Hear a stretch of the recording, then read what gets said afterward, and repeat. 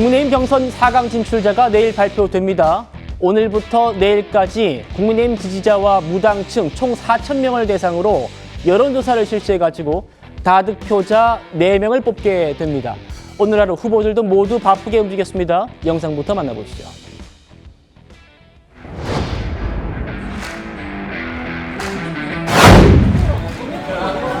네, 안녕하세요.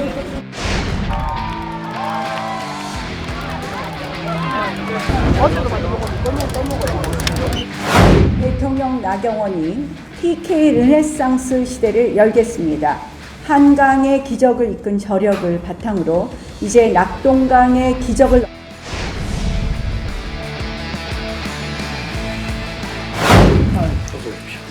일찍 돼야 되는 지금 늦었어.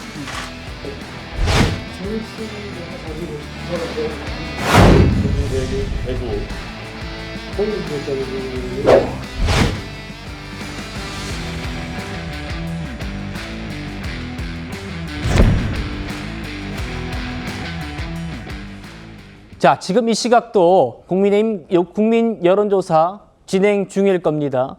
누가 4강 안에 포함될지 지금 초미의 관심사인데요. 어제 오늘 나온 여론조사들을 통해서 현재 추세를 좀 알아보겠습니다. 여론조사 기관인 리서치뷰가 그제와 어제 조사한 결과입니다. 먼저 국민의힘 대통령 후보로 가장 적합한 사람은 누구십니까? 라고 질문을 해보았더니 이런 결과가 나왔답니다.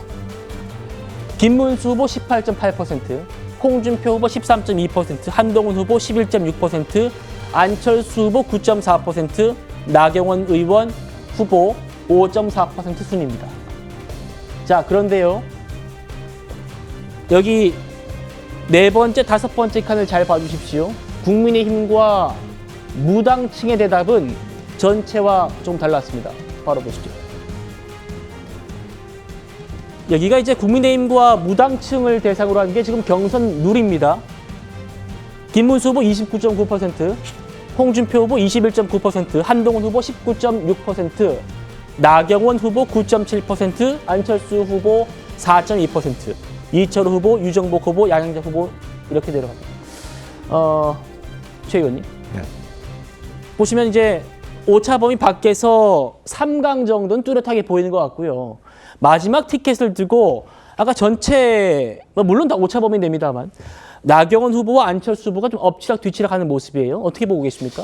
그렇죠. 이 국민의힘 현재 이 경선 룰이 국민의힘 지지층과 무당층을 상대로 하거든요. 그러니까 그렇죠. 민주당이나 야당을 지지한다고 하는 응답자들은 빼버리고 이제 지금 여론조사를 실시하는 거거든요.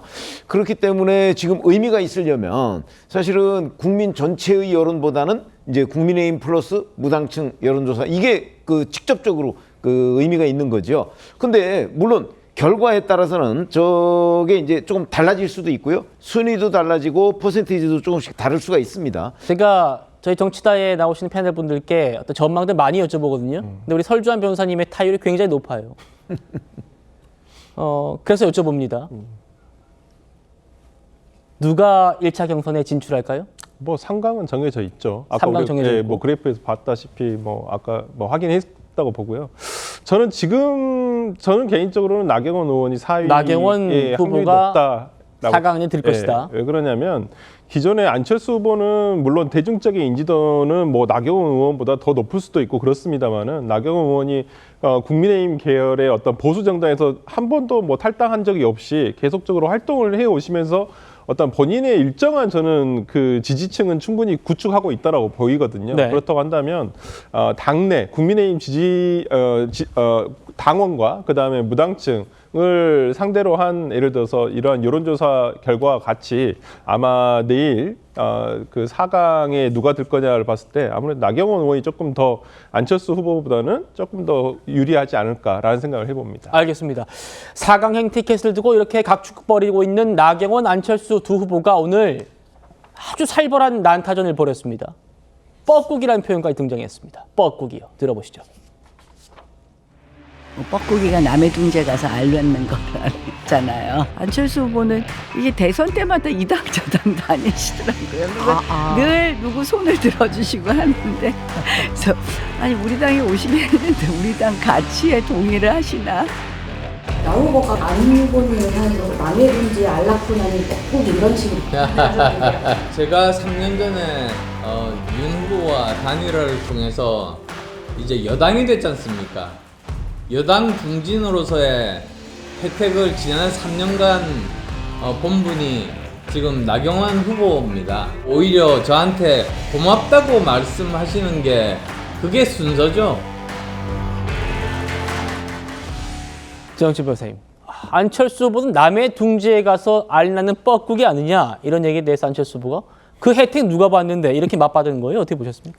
저는 이 부분은 안철수 후보 말씀이 맞다고 생각을 합니다. 지난번에 지난 대선에서 이재명 대표와 윤석열 대통령 사이에 그 차이가 0.73% 차이가 났어요. 그런데 만약에 안철수 후보가 끝까지 완주를 했다라고 하면 그랬다고 하더라도 윤석열 후보가 대통령에 당선될 수도 있었을 것이다라고 주장할 수는 있지만 상식적으로 생각해 봤을 때 그렇다라고 하면 과연 그 윤석열 대통령이 대통령으로 당선될 수 있었을까? 누구를 보면 더 쉽게 생각할 수 있냐면요. 그때 심상정 후보는 완주했습니다. 네. 그런데 심상정 후보가 가져간 표가 이재명 대표를 떨어뜨린 가장 결정적인 역할을 한 것이 아닌가. 그래서 제가 봤을 때 지난번에 그 선거에 5명 나왔는데요. 윤석열, 이재명, 그다음에 심상정, 안철수, 그리고 허경영 후보가 이렇게 있었어요. 그런데 만약에 심상정 후보가 그 드랍을 하고 안철수 후보가 완주했다라고 하면 그러면 저는 결과가 달라졌을 것 같다 그런 생각이 드는데 그러면 그렇다라고 하면 적어도 안철수 후보 입장에서는 내가 이렇게까지 해서 완주 안 해가지고 이렇게 됐는데 뭐 뻐꾸기 운운한 이야기는 조금 듣기에 그 거북하고 민망하다 이런 부분들은 이야기할 만하다 저는 그런 생각 듭니다. 알겠습니다.